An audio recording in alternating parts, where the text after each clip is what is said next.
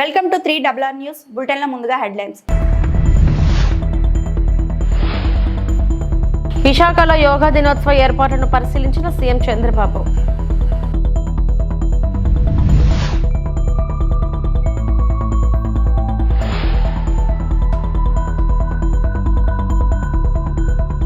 మాపై నమ్మకంతో ఎన్డీఏను ప్రజలు 3 సార్లు గెలిపించారు. ఎంపీ పురంధేశ్వరి.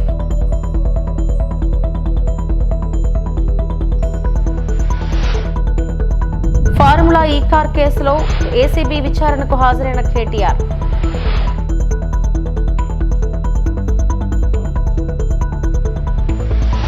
ఢిల్లీలో జరిగిన రిలీఫ్ కమిషనర్లు మరియు విపత్తు ప్రతిస్పందన దళాల సమావేశంలో కేంద్ర హోంమంత్రి అమిత్ షా ప్రసంగిస్తూ భారతదేశం విపత్తు నిర్వహణలో ప్రపంచ నాయకుడిగా ఎదగడానికి అంచనా ఉందని అన్నారు. ఎన్డీఎంఏ, ఎన్డీఆర్ఎఫ్, ఎస్డీఆర్ఎఫ్ మరియు సిడిఆర్ఐలను ప్రశంసిస్తూ ప్రపంచ వాతావరణ సవాళ్ల మధ్య విపత్తులను ఎదుర్కోవడంలో గత 10 సంవత్సరాలుగా సామర్థ్యం, వేగం మరియు ఖచ్చితత్వంలో భారతదేశం సాధించిన పురోగతిని ఆయన హైలైట్ చేశారు. सब जानते हैं कि जलवायु परिवर्तन और ग्लोबल वार्मिंग के कारण आज पूरा विश्व आपदाओं से चिंतित है, मगर हम सब के लिए आनंद का विषय है कि 10 साल के अंदर एनडीएमए, एनडीआरएफ और सीडीआरआई ये 3 संस्थाओं ने भारत को आपदा प्रबंधन के क्षेत्र में ग्लोबल लीडर बनाने के करीब ले जाकर खड़ा कर दिया है। और ये हम सब के लिए बड़ा आनंद का विषय। एनडीएमए ने नीति विषयक संरचना करना, शोध कार्य करना, अनेक प्रकार के अभ्यास के लेखों को लोगों तक पहुंचाना, कई एप्स बनाना और ओवरऑल कोऑर्डिनेशन नीति विषयक विषयों का एनडीएमए ने बहुत अच्छा किया है। और एनडीआरएफ की मैं बात करता हूं तब मेरे ही विभाग के तहत काम करने वाला संगठन है, मगर मैं बेझिझक होकर कह सकता हूं कि पूरे देश में एनडीआरएफ ने अपनी एक छवि बनाई है, ख्याति भी अर्जित की है और सम्मान भी प्राप्त किया है। और एनडीआरएफ के संरचना में एसडीआरएफ का भी बहुत बड़ा रोल रहा है। एसडीआरएफ के जवानों को एनडीआरएफ के तर्ज पर ट्रेन करने के लिए भी एनडीआरएफ ने बहुत बड़ा काम किया है।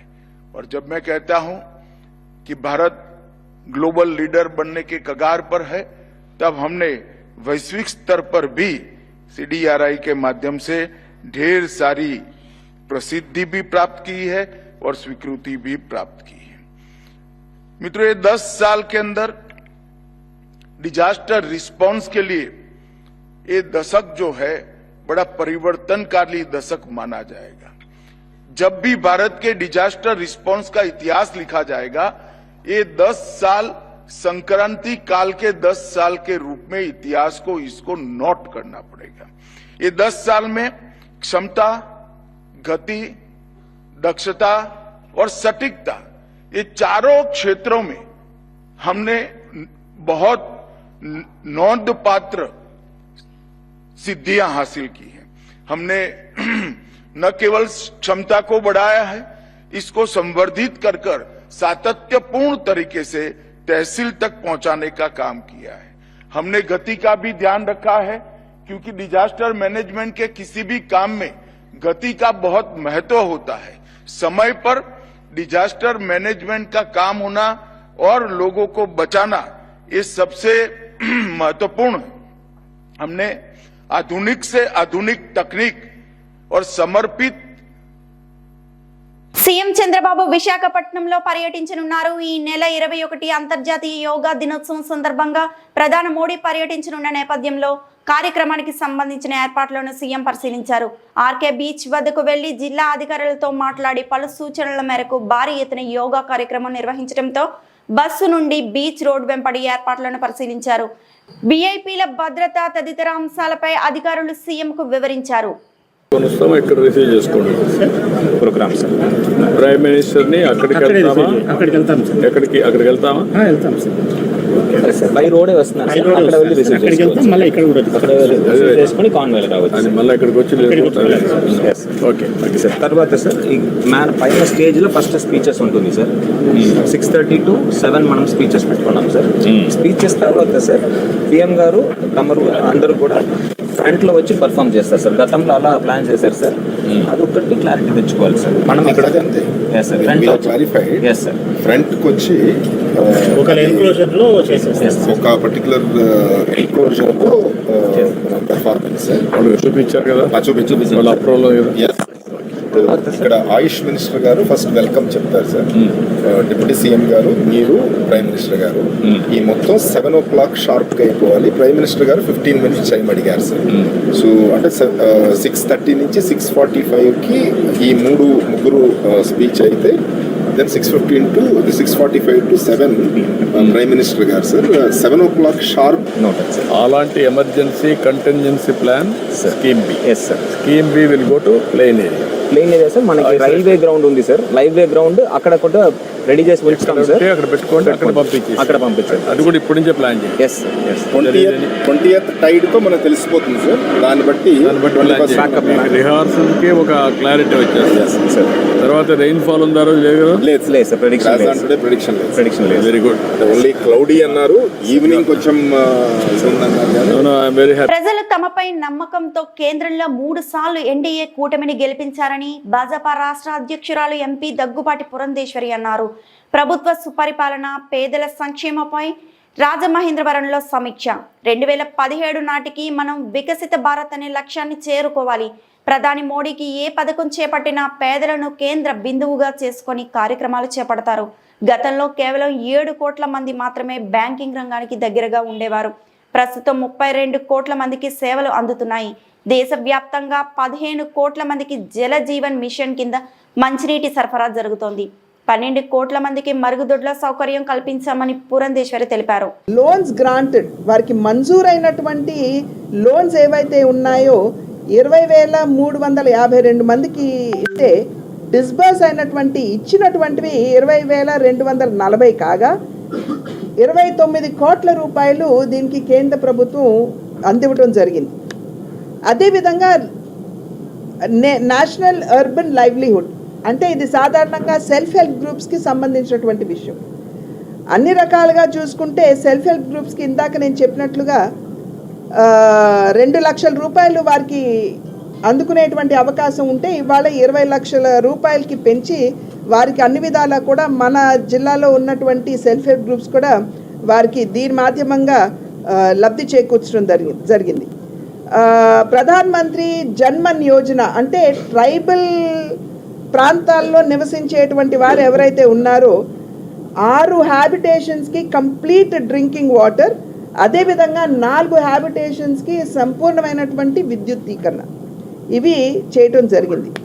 ఇక మన ఎయిర్పోర్ట్కి వచ్చేటప్పటికి మనందరికీ తెలుసు నైట్ ల్యాండింగ్ ఫెసిలిటీ మనం తెచ్చుకున్నాం.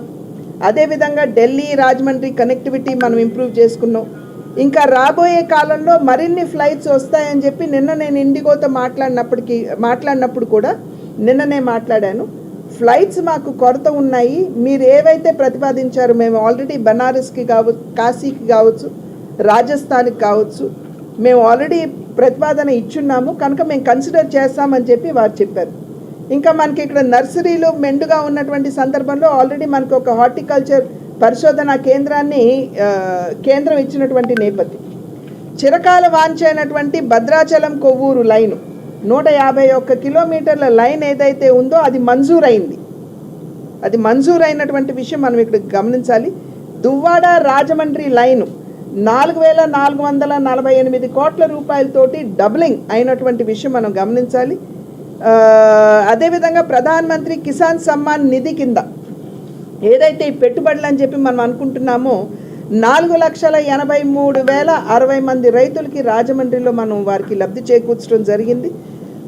ఏఐబిపి అంటే యాక్సిలరేటెడ్ ఇరిగేషన్ బెనిఫిట్ ప్రోగ్రామ్ అని ఒకటి ఉంది, అది మరియు ప్రధాన్ మంత్రి సించాయ్ యోజన కిసాన్ సించాయ్ యోజన అనేటువంటి కార్యక్రమం మాధ్యమంగా 7 ప్రాజెక్టులు మన ఆంధ్ర రాష్ట్రానికి మంజూరు చేయగా, అంటే యాక్సెప్ట్ చేయగా, ఒకటి పుష్కర్ ఎల్ఐసి ఏదైతే పశ్చిమ గోదావరి జిల్లా నరసాపురం పట్టణంలోని త్రాగునీరు చెరువును నింపడానికి ఏర్పాటు చేసిన పనులను స్థానిక ఎమ్మెల్యే బొమ్మడి నాయకర్ ప్రారంభించారు.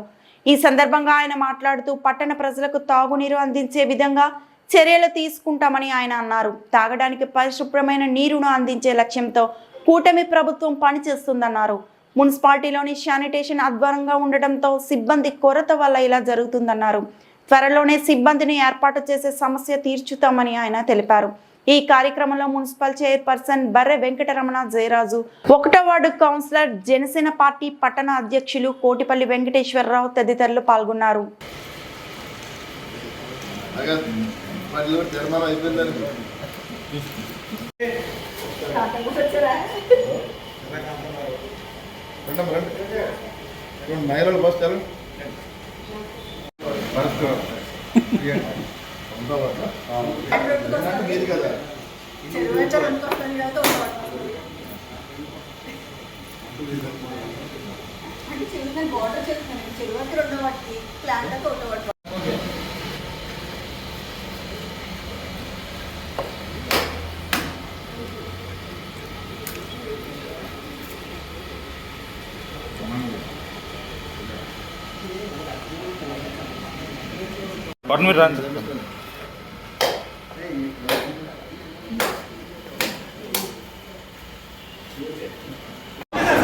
వేలు పెట్టండి సార్.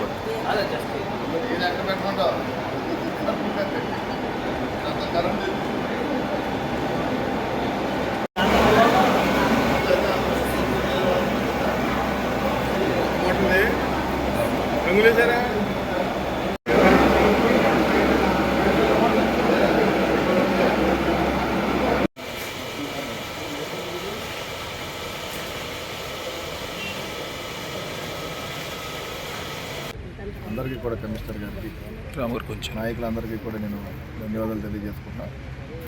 ప్రత్యేకంగా ఈ రోజున మన ఏదైతే త్రాగునీరు విషయంలో మన నియోజకవర్గ స్థాయిలో కూడా గత 15 రోజుల నుంచి కూడా ప్రజలందరూ కూడా ఇటు టౌన్ కానీ వార్డులో అవ్వచ్చు, అదేవిధంగా మండలాల్లో గ్రామాల్లో కూడా పూర్తిగా ప్రజలందరూ కూడా త్రాగునీరు విషయంలో కొంత ఇబ్బంది రావడం వాస్తవం. అది అంటే ఎందుకంటే ఈ డీసిల్టింగ్ విషయంలో కూడా కెనాల్స్ కానీ డ్రైన్స్ కానీ ఈ డీసిల్ట్ విషయంలో వర్క్స్ కొంత లేట్గా రావడం, ఆ వర్క్స్లన్నీ చేయడం వల్ల కొంత డిలే జరగడం జరిగింది. మరి ఈ రోజున మరి ఏదైతే మేము ఇక్కడ వాటర్ సంబంధించిన స్కీమ్ ద్వారా ఇక్కడ ఈ రోజున మేము కొబ్బరికాయ కొట్టి ఈ వాటర్ని ఇక్కడ ప్రజలందరూ కూడా త్రాగునీరు ఇచ్చే విధంగా కూడా మేము ఏర్పాటు చేయడం జరిగింది. దానికి కమిషనర్ గారు, చైర్మన్ గారు, మరి కౌన్సిలర్స్ అందరూ రావడం జరిగింది. వార్డు సభ్యులు 2 వార్డు కౌన్సిలర్లు కూడా ఒకటి చైర్పర్సన్గా ఉన్నారు, ఒకటి మరి మేడం గారు ఆవిడ కూడా అందరూ వచ్చారు. అంటే ప్రజలందరికీ కూడా మేము ఒకటే చెప్పదలుచుకున్నాం. మరి మున్సిపాలిటీ నుంచి అంటే గతం నుంచి చూసుకుంటే కనుక 2 మండలాలు టౌన్ కంపేర్ చేసుకుంటే ఈ మున్సిపాలిటీ పరిధిలో 31 వార్డులో కూడా త్రాగునీరు విషయంలో ప్రజలందరూ కూడా మంచినీరు ఇస్తున్నాం మేము. అలాగే ఇప్పుడు రాబోయే రోజుల్లో కూడా ఏదైతే మనకి వాటర్ స్కీమ్ ద్వారా మరి ప్రజలందరికీ కూడా మనకి ఇది కూడా ఏదైతే చెరువు ఉందో, వాటర్ ట్యాంక్ ఉందో, దీని ద్వారా కూడా మరి మంచి త్రాగునీరు వస్తామని చెప్పి సందర్భంగా తెలియజేసుకున్నాం. ప్రజలందరూ కూడా ఎక్కడ డిస్టర్బ్ అవ్వాల్సిన పని లేదు.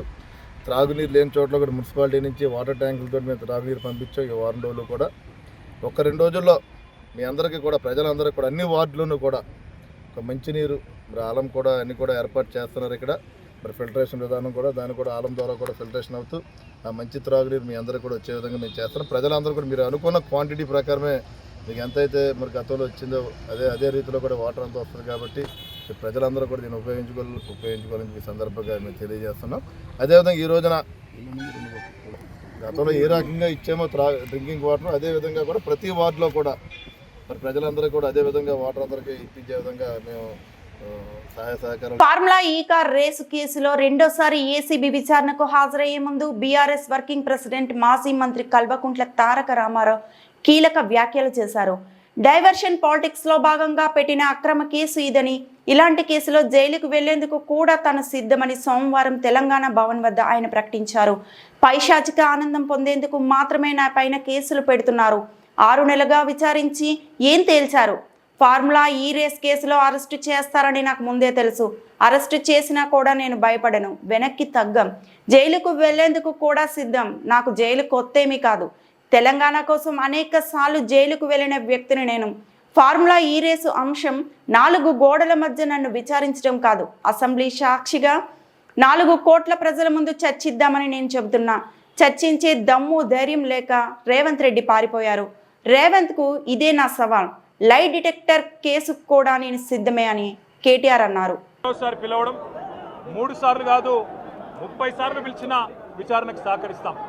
మా మీద కేసులు బనాయించి మమ్మల్ని ఇబ్బంది పెట్టి కమిషన్లు వేసి మమ్మల్ని ఏదో ఇబ్బంది పెట్టినంత మాత్రాన, వేధించినంత మాత్రాన ప్రజల తరపున ప్రశ్నించడం బంద్ చేస్తామనుకుంటే అది కాంగ్రెస్ ప్రభుత్వం యొక్క అవివేకం, అజ్ఞానం అవుతుంది తప్ప ఇంకోటి కానే కాదు. పెద్దలు కేసీఆర్ గారిని, పెద్దలు హరీష్ రావు గారిని కాళేశ్వరం కమిషన్ ముందు కూర్చోబెట్టి మీరు పైశాచికానందం పొందొచ్చు. ఇవాళ ఏసీబీ ముందుకి విచారణకు పిలిపించి కొంత మానసికంగా రాక్షసానందం పొందుతూ ఉండవచ్చు. అవసరమైతే అరెస్ట్ కూడా చేస్తారు కావచ్చు. కానీ ఒకటి పక్క, తెలంగాణ కోసం గతంలోనే జైలుకు పోయి వచ్చిన వాళ్ళం. హైదరాబాద్ బ్రాండ్ ఇమేజ్ను పెంచే ప్రయత్నంలో భాగంగా హైదరాబాద్ బ్రాండ్ని కాపాడే క్రమంలో తీసుకున్న ఒక నిర్ణయం వల్ల మళ్ళీ జైలుకు పోవాల్సి వచ్చినా భయపడేది లేదు. ఒకసారి కాదు 100 సార్లు అయినా జైలుకు పోతాం, కానీ వదిలిపెట్టాం కాంగ్రెస్ ప్రభుత్వాన్ని, కాంగ్రెస్ పార్టీని. మీరిచ్చిన 420 హామీలు, మీరిచ్చిన దొంగ 6 గ్యారంటీలు, మీరిచ్చిన డిక్లరేషన్లు, ఇవాళ మీరు లోకల్ బాడీ ఎన్నికలకు సిద్ధమవుతా ఉన్నారని చెప్పి వార్తలు వస్తూ ఉన్నాయి. రేవంత్ రెడ్డి గారు నిన్ను మొత్తం రాష్ట్రంలోని బీసీ వర్గాల ప్రజలందరూ గమనిస్తున్నారు. 42% రిజర్వేషన్ ఇచ్చి 42% రిజర్వేషన్ ఇస్తాం అని కామారెడ్డి డిక్లరేషన్లో చెప్పి మోసం చేసి ఈరోజు స్థానిక సంస్థల ఎన్నికలకు మరి రిజర్వేషన్ ఇవ్వకుండానే పోతున్న వైనాన్ని కూడా బీసీలు గమనిస్తూ ఉన్నారు. రైతు బంధు పేరిట ఎలక్షన్ బంధుగా మార్చి ఎలక్షన్లు వచ్చినప్పుడు మాత్రమే రైతు బంధు వేస్తున్న విషయాన్ని రైతులు గమనిస్తున్నారు. నెలకు 2500 ఎగ్గొట్టిన విషయాన్ని ఈ రాష్ట్రంలోని మహిళలు గమనిస్తూ ఉన్నారు. 2 లక్షల ఉద్యోగాలని చెప్పి నువ్వు చేసిన మోసాన్ని ఈరోజు రాష్ట్రంలోని యువత గమనించింది. కాబట్టే నీ దగ్గర చెప్పుకోవడానికి సమాధానం లేదు, చెప్పుకునేందుకు ఏమీ లేదు. కాబట్టి ఏం చేయాలి? నువ్వు ఏదో ఒక డైవర్షన్ మీద, ఏదో ఒక రకంగా ఒక కమిషన్ అని, ఎంక్వైరీ అని, ఏదో జరిగిందని, ఇదిగో పులి అంటే అదిగో తోక అని, నువ్వేమో దున్నపోతు తినిందనగానే నీకు తయారుగా నీ జోడీదారు బీజేపీ రెడీగా ఉన్నాడు. నువ్వు దున్నపోతు తినిందనగానే వాడు దుడ్డని కట్టేయని వాడికి వస్తాడు. మీ ఇద్దరి దొంగ భాగోతం, మీ ఇద్దరి దొంగ నాటకాలు తెలంగాణ ప్రజలకు అర్థమైనాయి. మేము మాత్రం వాళ్ళ పెడితే గిడితే ఒక వ్యక్తినో 2 వ్యక్తులను జైల్లో పెడతాం, కానీ లక్షలాది మంది కేసీఆర్ సైనికులను టచ్ చేసే ధైర్యం నీకు లేదు. తెలంగాణ ప్రజలకు రక్షణ కవచంలాగా ఆనాడు ఉన్నది టీఆర్ఎస్ఏ, ఈరోజు ఉండేది బీఆర్ఎస్ఏ, రేపటికి కూడా స్వీయ రాజకీయ అస్తిత్వమే శ్రీరామ రక్ష అనే విధంగా ముందుకు పోతాం. నువ్వు ఒక్కసారి కాదు 100 సార్లు పిలిచినా వస్తా, 100 సార్లు నిజమే చెప్తా. నువ్వు లై డిటెక్టర్ పరీక్షకు నీకు దమ్ముంటే నువ్వు మగాడివైతే రా. రాష్ట్ర ప్రజలందరూ చూస్తుండగా లై డిటెక్టర్ కూడా రెడీ. నువ్వు ఒక కేసు కాదు ఇంకో 1000 కేసులు పెట్టినా మేము ప్రశ్నించడం బంద్ చేయం, కొట్లాడడం బంద్ చేయం, తెలంగాణ ప్రజల తరపున నిలదీయడం బంద్ చేయం. నువ్వు వేధింపులతో కేసులతో ఏదో సాధిస్తాననుకుంటే నువ్వు సాధించేదేమీ లేదు. అన్నిటికీ తెగించే కొట్లాటకు ముందుకొచ్చినాం, తప్పకుండా అన్ని ఎదుర్కొంటామని చెప్పి మీ అందరికి తెలియజేస్తూ థ్యాంక్ యూ. ఆర్బీకేలు ఏర్పాటు చేసి విత్తు నుండి విక్రయం వరకు రైతులకు బాసటగా నిలిచింది వైఎస్ఆర్ కాంగ్రెస్ ప్రభుత్వం. పంటలు వేసుకునే సమయంలో రైతాంగానికి చేయూతగా రైతు భరోసా ఇచ్చారు. 20,000 రైతులకు ఇస్తామని చెప్పి ఎగనామం పెట్టాడు చంద్రబాబు. నేడు 5 నుండి 6 రూపాయల వడ్డీకి అప్పులు తెచ్చి రైతులు అప్పుల పాలవుతున్నారు. 24 గంటల్లో ధాన్యం డబ్బులు వేస్తామని ప్రగల్భాలు పలికిన నాదెండ్ల మనోహర్ డబ్బులు ఎక్కడ వేశారో చెప్పాలి. ధాన్యం డబ్బుల కోసం మంత్రి దుర్గేష్ను రైతులు నిలదీస్తున్నారు అని కారుమూరి నాగేశ్వరరావు మాజీ మంత్రి తెలిపారు. విత్తనాలు కానీ కల్తీ లేనిది, ఎరువులు కల్తీ లేని ఎరువులు అన్ని కూడా మరి ఆర్బీకే ద్వారా రైతులకు అందించి గ్రామంలోనే అందించే కార్యక్రమం చేసిన గొప్ప ముఖ్యమంత్రి జగన్మోహన్ రెడ్డి గారు అని చెప్పి ఇవాళ తెలియజేస్తున్నా. వైఎస్ఆర్ రైతు భరోసా 5 ఏళ్లలో 53,58,000 మంది రైతులకు 34,200 మరి కోట్లను నేరుగా బ్యాంక్ ఖాతాలకి జమ చేసిన ప్రభుత్వం జగన్మోహన్ రెడ్డి గారు. మీరు కూటమికి ఏం చెప్పారయ్యా? మీరు ఎలక్షన్ ముందు ఏ రకంగా మాట్లాడారయ్యా? 20,000 రూపాయలు వేస్తాం, రైతుల్ని ఆదుకుంటాం, రైతులకు మేలు చేస్తాం అని చెప్పారు. ఏమైనా వేసారా? 1 రూపాయి వేసారా? ఇవాళ రైతులు అల్లాడిపోతా ఉన్నారు. జగన్మోహన్ రెడ్డి గారు సరిగ్గా టయానికి క్యాలెండర్ ప్రకారం వాళ్ళకి ఏ రోజున పంటలు వేసుకుంటున్నారు, ఏ రోజున వాళ్ళకి డబ్బులు అవసరం, ఆ సమయానికి డబ్బులు అందించే కార్యక్రమం చేస్తే ఎక్కడా కూడా వడ్డీల బారిన పడకుండా, ఎవరి దగ్గర వడ్డీలు తీసుకోకుండా ఆ డబ్బుని రైతాంగానికి చేయూతగా ఉపయోగించుకుని మన వ్యవసాయం చేసుకుంటాం మొదలెట్టారు. ఇవాళ మీరు 20,000 అని చెప్పి మాయ మాటలు, కళ్ళపుల్లి మాటలు చెప్పి ఇవాళ మీరు 1 రూపాయి కూడా ఇవ్వకుండా ఉంటే ఇవాళ రైతులు ఏమైపోతున్నారని చెప్పి సందర్భంగా తెలియజేస్తున్నాను. ఇవాళ 5 రూపాయలు 6 రూపాయలు వడ్డీకి తీసుకుని రైతులు ఇబ్బంది పడతా ఉన్నారని చెప్పి సందర్భంగా తెలియజేస్తున్నాను. మీరు చేసిన మోసం కాదా అని ఈ సందర్భంగా అడుగుతున్నాను. సంవత్సరం అయిపోయింది, 2 పంటలు అయిపోయినాయి, 3వ పంట రెడీ అవుతున్నారు. రైతుకు పెట్టుబడి సాయం ఏదని అడుగుతున్నా నేను. 1 రూపాయి కూడా 2 పంటలకి కూడా మీరు వేయకుండా ఎగనామం పెట్టారు రైతుల్ని. అలాగే ఇవాళ రైతుల విషయానికి వచ్చేటప్పటికి కనీసం మీరు అహంభావం, ప్రగల్భాలు, పెద్ద పెద్ద కవులు చెప్పారు మంత్రి గారు, నాదెండ్ల మనోహర్ గారు, 24 గంటల్లో మేము డబ్బులు వేస్తామని. ఎక్కడయ్యా మీ డబ్బులు? ఇవాళ ఏప్రిల్ 5న మీరు డబ్బులు ఆపేస్తే ఇప్పటి వరకు 2 నెలల దగ్గర అవుతుంది. మీరు డబ్బులు ఎక్కడ ఇవ్వాలా? అల్లాడిపోతున్నారు, రోడ్లెక్కి గొడవ చేస్తున్నారు, ధర్నాలు చేస్తున్నారు. మన దుర్గేష్ మంత్రిని కూడా నిలబెట్టి ఆపారు. ఇవాళ మీరు రైతు భరోసా ఇవ్వలేదు కదా, పండించిన పంటకి డబ్బులు కూడా ఇవ్వని పరిస్థితుల్లో మీరు ఉన్నారంటే రైతుల పట్ల ఏ రకమైన మేలు చేస్తారని చెప్పి మిమ్మల్ని అడుగుతున్నాను నేను. ఇవాళ రైతులకు ఇంత అన్యాయం మీరు చేస్తారని నేను అడుగుతున్నాను నేను. ఇదేనా మీ ప్రభుత్వం అన్నాను. ఓ పక్క పెట్టుబడి సాయం లేదు, ఓ పక్క రైతులు అమ్ముకున్న ధాన్యానికి గిట్టుబడి ధర ఎలాగా లేదు. మీరు దళారీ వ్యవస్థని పెంచి పోషిస్తున్నారు కాబట్టి 200-300 రూపాయలు లాస్ అయిపోయారు కూడా బస్తాకి. అయినా సరే ఆ డబ్బులైనా సరే ఇస్తారా అంటే ఇప్పుడు వరకు మీరు వాళ్ళకి 2 నెలల నుంచి 1 రూపాయి ఇవ్వకపోతే ఈ రైతులు పెట్టుబడికి లేక మరి వడ్డీలు తెచ్చుకుని అల్లాడిపోతున్నారని చెప్పి సందర్భంగా నేను నాదెండ్ల మనోహర్ గారికి, డైరెక్టర్ చంద్రబాబు నాయుడు గారికి, అగ్రికల్చర్ మినిస్టర్ అచ్చెన్నాయుడు గారిని కూడా నేను డిమాండ్ చేస్తా ఉన్నాను. నేను ఇదేనా మీ కబుర్లో నేను అడుగుతున్నాను. నేను దాని గురించి ఈనాడు ఏం చేస్తుందని నేను అడుగుతున్నాను. నేను ఇవాళ ఇంత అన్యాయం జరుగుతూ ఉంటే, డబ్బులు పడకుండా రైతులు అల్లాడిపోతా ఉంటే ఈనాడికి పేపర్ గుర్తులేదా అని అడుగుతున్నాను నేను. ఇదేనా మీ పేపర్లో రాతలు రాస్తా ఉంటారు? కలియుగ దైవం తిరుమల శ్రీ వెంకటేశ్వర స్వామిని నిత్యం వేలాది మంది భక్తులు దర్శించుకుంటారు. ఈ క్రమంలో తిరుమల శ్రీవారిని దర్శించుకుంటే సకల పాపాలు హరించిపోతాయని భక్తులు విశ్వసిస్తారు. ఈ తరుణంలో తిరుమల కొండకు చేరుకొని శ్రీ వెంకటేశ్వర స్వామి వారికి మొక్కులు చెల్లించుకుంటారు. ఇది ఇలా ఉంటే సినీ రాజకీయ ప్రముఖుల సైతం శ్రీ వెంకటేశ్వర స్వామి వారి దర్శనానికే తిరుమల చేరుకుంటారు. తిరుమల శ్రీవారిని పలువురు సినీ ప్రముఖులు దర్శించుకున్నారు. ఈ రోజు తెల్లవారుజామున VIP ప్రారంభ విరామ దర్శన సమయంలో నటులు సుమన్ స్వామివారి సేవలో పాల్గొన్నారు. మొదటగా టీటీడీ అధికారులు వారికి ఘన స్వాగతం పలికిన దర్శన ఏర్పాట్లు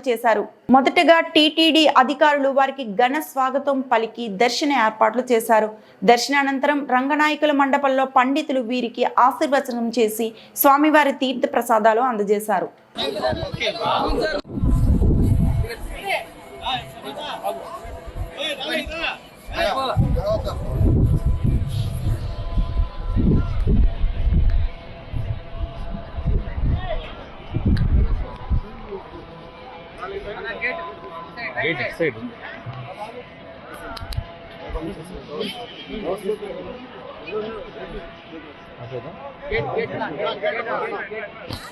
కర్నూలు జిల్లాలో చిరుతపులి కలకలం రేపింది.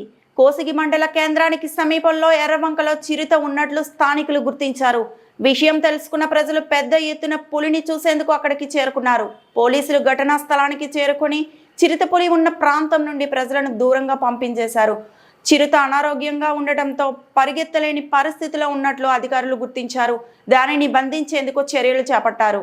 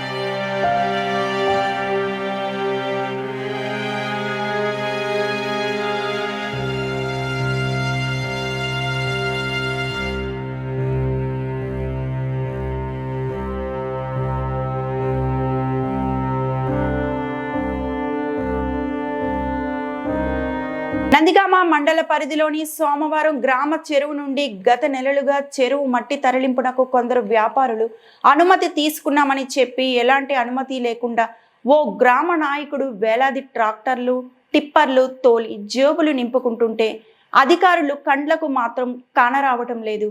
ప్రతిరోజు పగలు రాత్రి తేడా లేకుండా చెరువు మట్టిని వేలాది టిప్పర్లు ట్రాక్టర్లు తరలించినట్లు స్థానికులు ఆరోపిస్తున్నారు.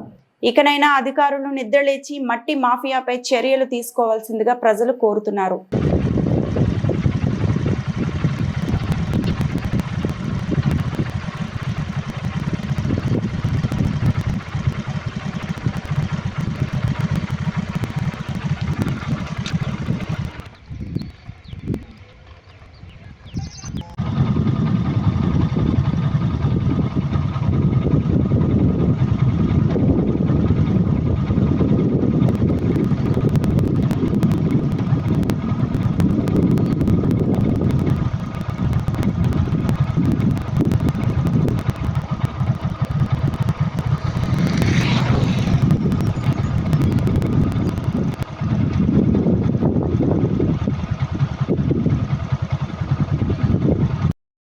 ఇవి ఇప్పటివరకు నా బులెటిన్ అప్డేట్స్.